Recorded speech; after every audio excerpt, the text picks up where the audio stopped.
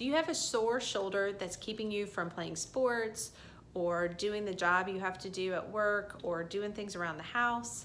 And you just think, I'm gonna go get an injection. I'll go to the doctor, they'll give me a little shot, I'll be all better.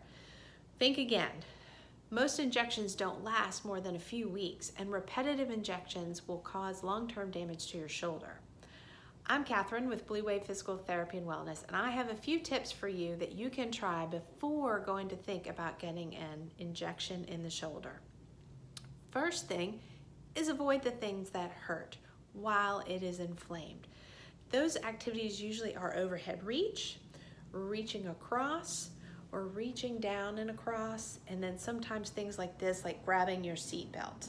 So while the shoulder is really sore and really bothering you, try to avoid those positions. That's the most common sense, right? Along with that means watching your posture.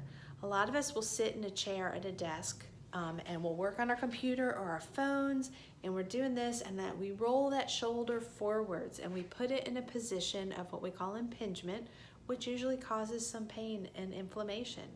So if your shoulder is bothering you, change your posture. Think about sitting at your desk, get some support behind your low back that helps you sit up, maybe a support in your car. Those things will help drop the shoulders back, will make you feel better. Third tip is to strengthen the back of your shoulders or your upper back. Everything we tend to do is in front of us. We lift, we pull, we type. We get imbalanced, and so we have to strengthen the back of our shoulders.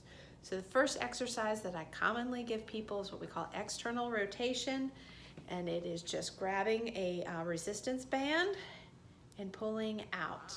And I'm using the muscles in the back of my shoulder to help stabilize it and restore some balance between the joint.